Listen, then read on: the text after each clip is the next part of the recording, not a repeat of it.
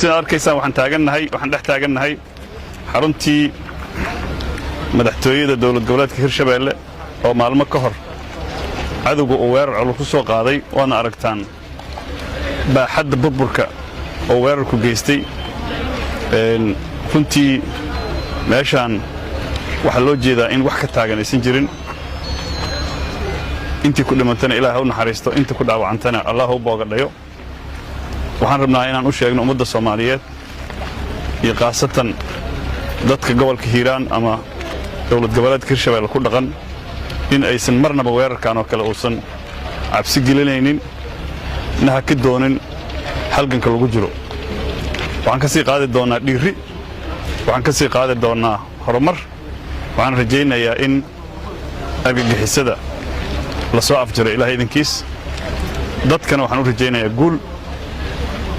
sababta meesha aan u joogno annaga waxay tahay inaan xanuunka idila qaybsanno in aanan xamar iyo meelo idinka fogfog aan idinkala soo xiriirin ee aan goobta aan imaanno oo halganka aan awalba qayb waa ka ahayna haddana aan toos qayb uga sii noqonno waxaan rajaynayaa dibadhiska goobtaan oo iyadoo sidii hore ka qurux badan in la arko waxaan ka codsanaynaa dawladda Soomaaliyeed iyo saaxiibada caalamkaba in ay goobtaan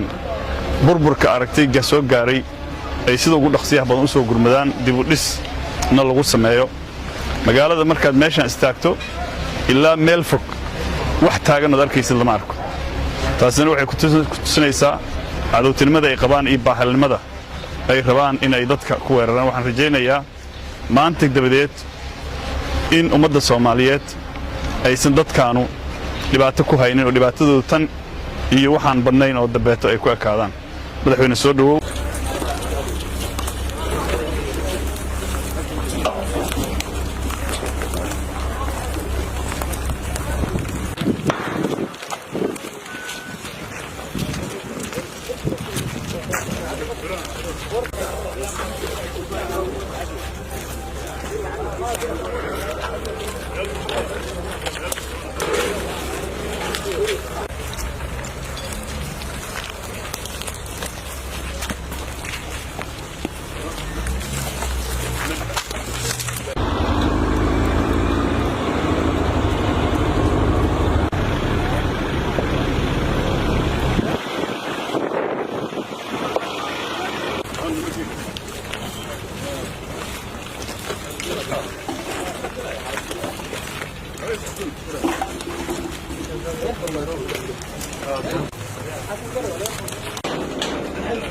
هيجي مش إذن